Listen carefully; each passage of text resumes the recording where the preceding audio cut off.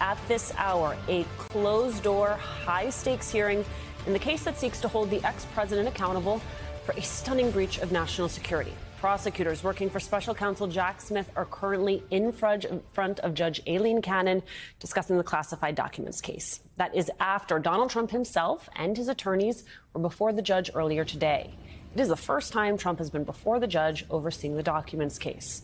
The subject of today's hearing, according to ABC News reporting from this morning, quote, Cannon is scheduled to hear arguments on Monday from attorneys for Trump and his two co-defendants on their defense theories of the case and how any classified information might be relevant or helpful to the defense. Special counsel Jack Smith will then present arguments to Judge Cannon outside the presence of Trump's attorneys. It's being held in a sensitive, compartmented information facility, otherwise known as a SCIF, a secure room where people go to look at highly sensitive classified documents. In other words, it's the appropriate venue for the documents that Trump hoarded at Mar-a-Lago for months on end, in a bathroom, on a stage, in a basement. And today's hearing could not be happening at a tenser time. Special counsel Jack Smith and Team Trump clashing over other issues, including witnesses. The Guardian reports special counsel prosecutors have produced to Donald Trump a sealed exhibit about threats to a potential trial witness after the federal judge overseeing his prosecution for retaining classified documents ordered the exhibit turned over despite the prosecutor's objections, people familiar with the matter said. The exhibit was a point of contention because it detailed a series of threats made against a witness who could testify against the former president at trial. And the matter is the subject of a criminal investigation by a U.S. attorney's office.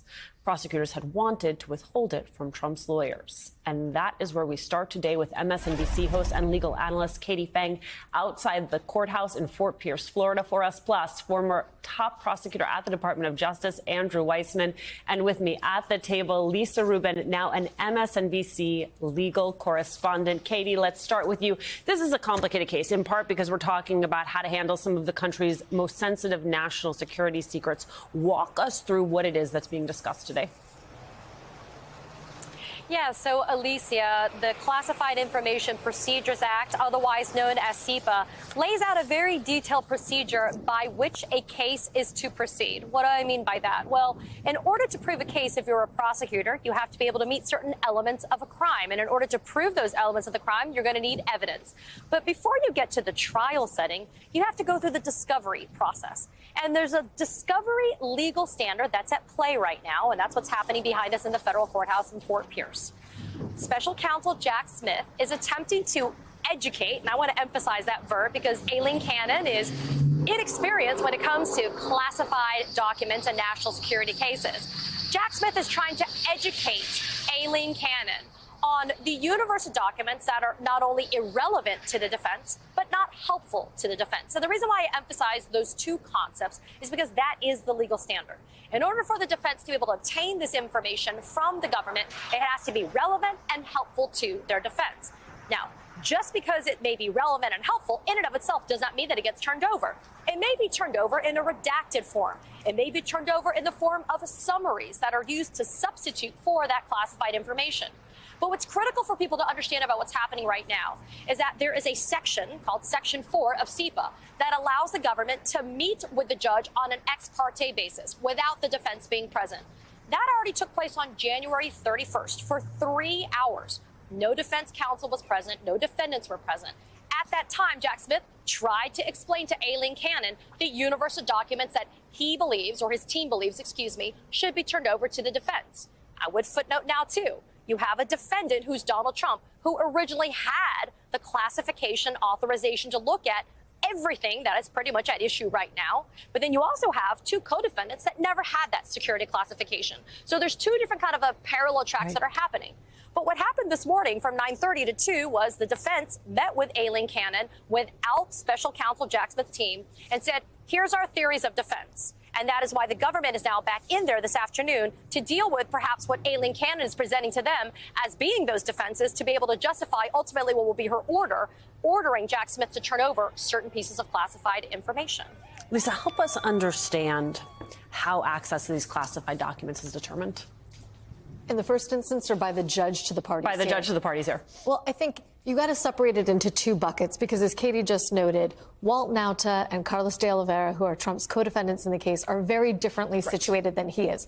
The presumption for them is, having never had access to classified information, they shouldn't be given access to any here. We understand that there are about 5,500 pages of classified information in this case, and that the government largely wants to wall them off from all of it. With respect to former President Trump, that may be different. But I think a lot hinges on how much deference Aileen Cannon is willing to grant to the government when they say to her, the revelation of this information, even to former President Trump and his counsel, who would be obliged to review that information in a SCIF, could only discuss that information in a SCIF under an existing order in the case. Even granting them that kind of access with those parameters is too risky here, given the gravamen of the crimes that have already been alleged, which are all about the willful retention of classified information, about perjury against the other defendants, and even though it's uncharged, about the willful disclosure, for example, of certain classified information. Does that become relevant, the fact that Donald Trump reportedly shared classified information with people who didn't have proper clearance? I think it is, and I think Andrew can probably say more about this, but there's a school of thought that it's influential in two ways. One, it's reflective of his intent when he willfully retained the documents. Seeing that he actually shared it is a good way of backdooring, did Donald Trump intend to do that? But also, given where we are right now in these CIPA proceedings, as Katie was detailing, it is a way and an opportunity for prosecutors to say, look at who this person is.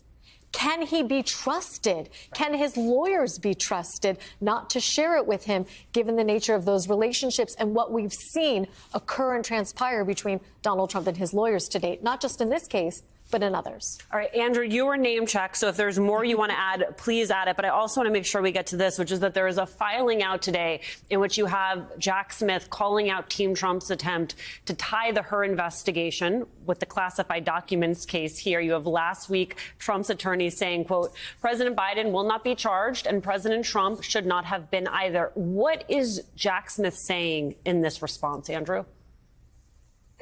Sure. So let me answer that, and then I'm just going to add a quick note on sort of the CIPA litigation to give people some background. I dealt with CIPA a lot. I've done it both as a defense counsel and then certainly when I was at the FBI as general counsel. So this is a pretty routine matter. But first, with respect to Donald Trump's filing, that's a pretty, as night follows the day, you knew he was going to do this, to say, you know what, I'm just like Joe Biden, and so it's unfair that Mike Pence is not prosecuted and Joe Biden's not prosecuted, but I'm prosecuted. And it's an example of selective prosecution. That's a loser. Even the Rob Hur report, as flawed as it is, in my opinion, goes out of its way to talk about the differences between the allegations against Donald Trump and the allegations with respect to Joe Biden, not the least of which is, in one situation, Joe Biden's situation is full cooperation and no obstruction, and it's the reverse in the Donald Trump situation. So he can make that motion. It should lose even before Judge Cannon. And just to give the viewers a sense of what this CIPA litigation it sort of really is about, this is really standard. So far, there's nothing that Judge Cannon's doing in terms of the process that's really that unusual or different than what you have in a classified documents case, where you hear from both sides separately. And what really is going on is the defense is really trying to figure out how to essentially use gray mail.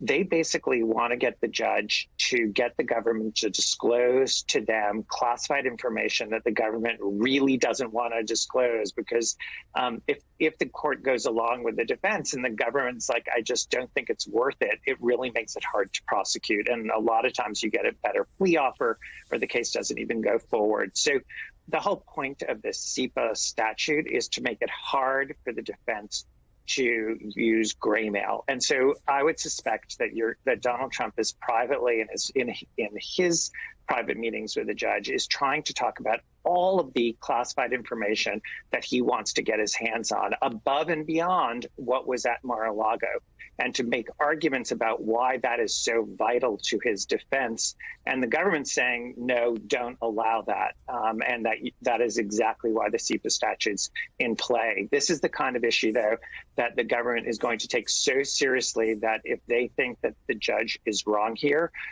they have a right under the statute to appeal to the 11th Circuit.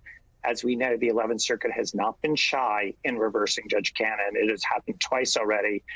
So it'll remain to be seen whether this goes up again for a third time to the 11th Circuit. Okay, put a pin in that thought, because first I want to ask you, Katie Phang, if you also think that this comparison that Team Trump is trying to make here with the Hur report, in as much as there's sort of the gray mail piece of this, that part of the legal argument, if it is also, as we have seen from Trump's piece before, really meant more as a political argument?